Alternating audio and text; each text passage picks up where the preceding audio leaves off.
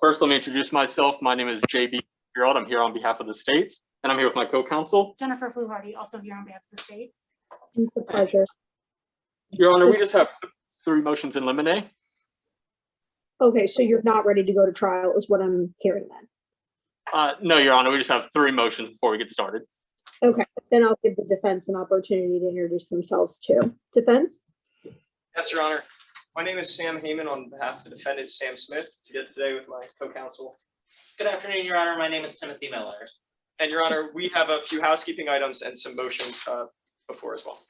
Okay, great. I'll start with the state. What do you got for me?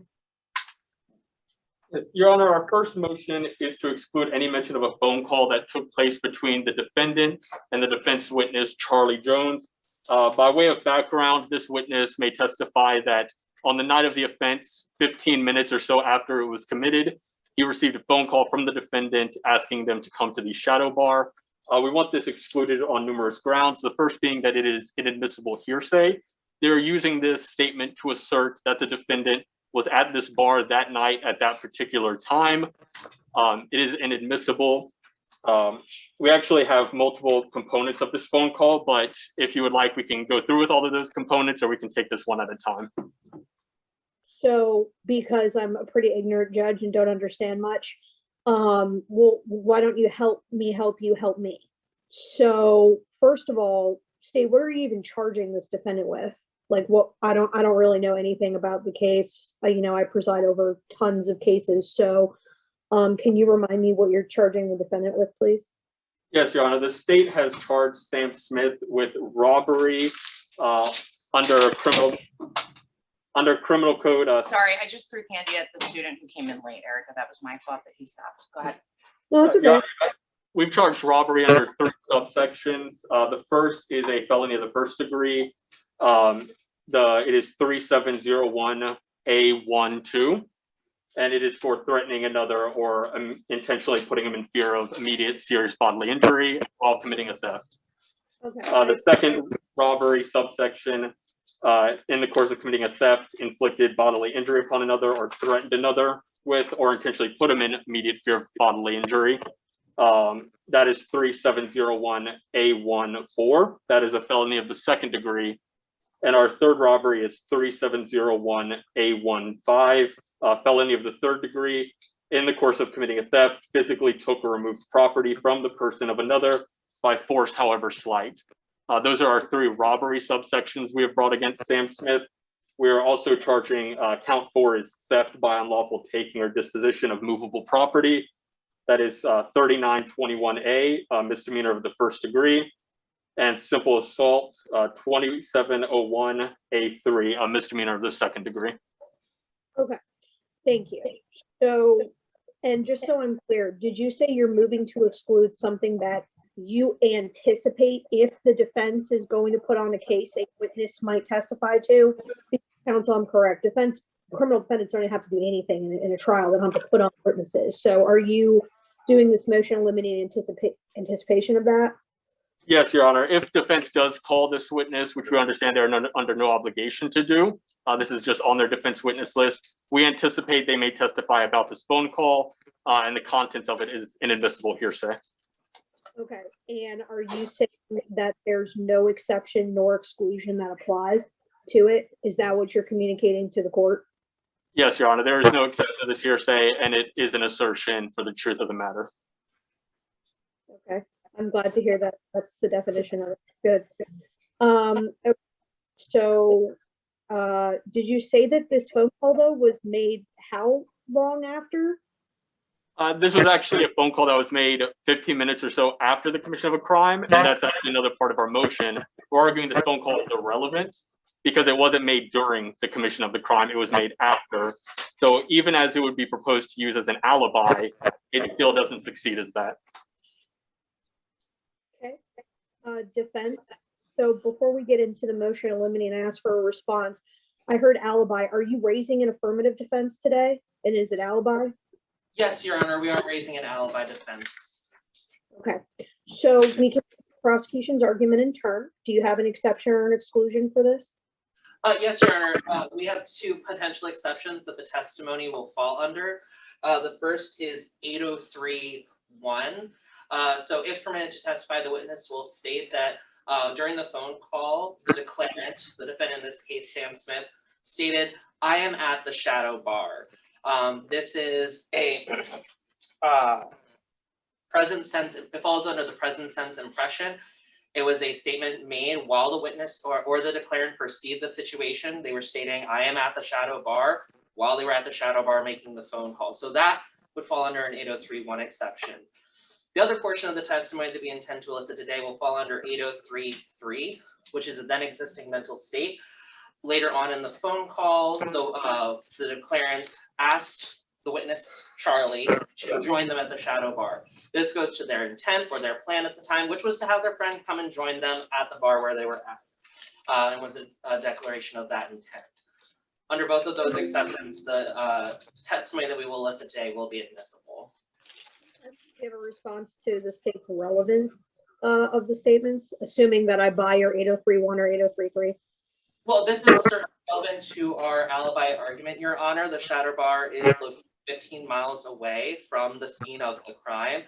And if this phone call was made from the shadow bar at 11:15, 15 minutes after the prosecution is alleging that our defendant committed this crime, that would then establish an alibi, and it's certainly relevant to show the truth of that matter. Okay. So I have a question for the defense. So as we know, the 803 has a temporal requirement because it has to be made immediately or contemporaneously thereafter perceiving the statement or the event. So I'm assuming the time is 15 minutes. Defense, do you have any authority to show the court from an advisory note perspective or a policy perspective that 15 minutes is actually okay within the realm of 8031? Sorry, Your Honor, I may have misstated.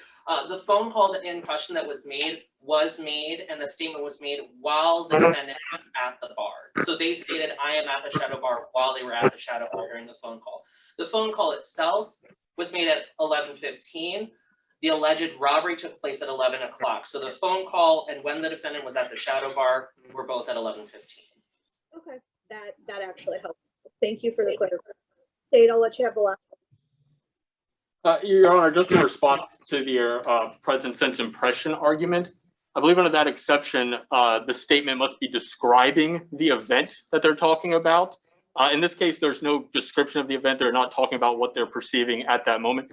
He's merely making a request, come down to the shadow bar at this time. So there's no event that's being described or transmitted over to the witness, Charlie Jones. So even if it was within the realm of immediately thereafter, the statement itself, the contents, are not describing anything that they are presently observing.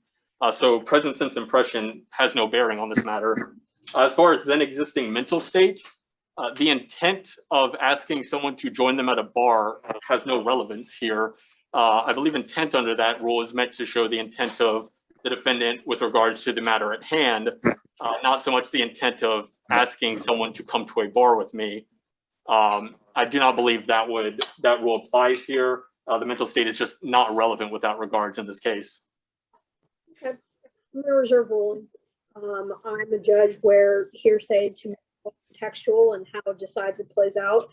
So if and when defense decides to put on a case and elicit this testimony, defense, I anticipate that you will approach and you will want to, at that point, tell the court that you'd like to enter that statement or what the witness you anticipate is going to testify to. Okay? Yes, Your Honor. Yes, Your Honor. With that, we can ask that the defense be precluded from mentioning it in their opening. Erica, I don't know if it's because you're on an iPad, but there seems to be a lot of like feedback. So maybe in between speaking, do you mind just muting? Yeah. Okay, and let's see if that helps. It's just like, I was wondering if it's because I'm right under the mic. I have no idea what it is. All right, so sorry, JB, what is it that you said? I Sorry. didn't catch it. I was just asking that the defense be precluded from mentioning this call in their opening statement since it is being held under advisement. That's correct. Yes. Your Honor, there is one other aspect of this phone call we'd like to address. The witness also may testify, if the defense calls them, that he heard another individual named Mary in the background talking and laughing. This witness has never heard Mary talking over the phone. There's no personal knowledge he has of what Mary's voice sounds like over the phone. It's just an audio phone call. This isn't a FaceTime. He doesn't see Mary in the background. So he has a lack of personal knowledge under 602. So for that reason, we would ask that that aspect of the phone call be excluded as well. Not to mention whether she was there or not is irrelevant under 401. Defense? Yes, Your Honor. So the witness today, Charlie Jones, is a longtime friend of the defendant, Sam Smith, and as such has also known Mary for some time, has talked with her, and we will lay the appropriate foundation to establish that they have personal knowledge of what her voice would sound like. And then we will ask her if on the phone call they recognized hearing her talking and laughing in the background. I think that's sufficient to, having been a lifelong friend of the defendant and also knowing his girlfriend, Mary, we feel that's sufficient to establish personal knowledge of what her voice sounds like over the phone. I'm very happy that both think that that's important in your thoughts and your beliefs in this court. But if you guys both, I think that's better if I just told the court what you don't know from authority standpoint. So that way we know better. So what I'm going to do is allow the defense some leeway. As an officer of the court, if you're saying you have a good faith basis that you can lay a foundation under 602, that they have voice recording or voice knowledge, and then can parallel that, I'm going to allow you to lay the foundation. State, that doesn't mean that if they didn't do a good job during the foundation, you can't re-raise your objection.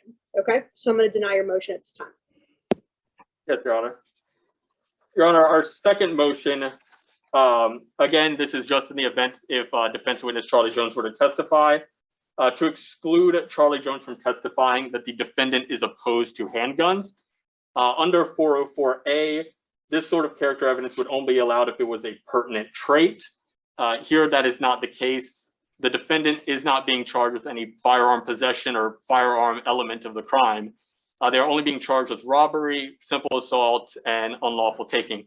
We do admit that there may have been a firearm involved in this crime. There may have been some here, but that's not an element of the crime here. We're not actually alleging that Sam Smith had a firearm that night or even owns a firearm. We're merely alleging that it was reasonable for the victim to believe there was a firearm, and that put them in fear of their safety. You're excluding the your 404A as in the state would be, well, I guess I don't know your authority. What are you citing? It's 404A under the Federal Rules of Evidence. We're trying to exclude them from testifying that the defendant is opposed to handguns. We believe that's an inadmissible character trait. Trying to articulate that because they have said they don't approve of handguns in the past, they couldn't have done anything with the handgun now. Because 404A goes with propensity, it shows conformity therewith. So are you saying that the defense would try to say if they got this in that since they don't approve of handguns, there's no way that they could have used a handgun now? Yes, Your Honor.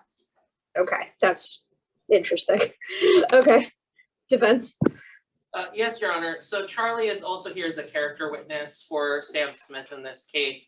We are going to ask him as to his opinion to Sam's peacefulness, and in doing so, we were going to elicit testimony as to how he came to that opinion from what he knew of him. His opposition to handguns may come through when questioned on that during direct examination, but we're not seeking to use that to argue in any way that his opposition to handguns means that he couldn't have committed this crime just for that reason. We are solely using that to establish some foundation and reason behind the opinion, Charlie's opinion as to Sam's peacefulness. Okay, so now I think I understand.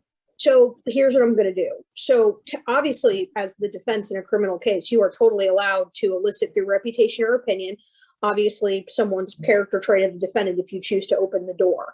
I'm not going to let the handgun part in though, because that in the court's opinion, that is more of improper bolstering, which specific acts of conduct or any type of improper bolstering isn't allowed in that way.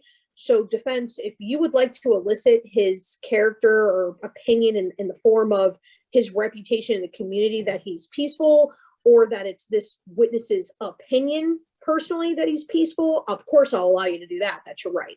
But I do agree with the state. I don't agree with the grounds, but I do agree that it would be improper bolstering at that point to say that, you know, he doesn't approve of handguns. Like, I'm not gonna allow that.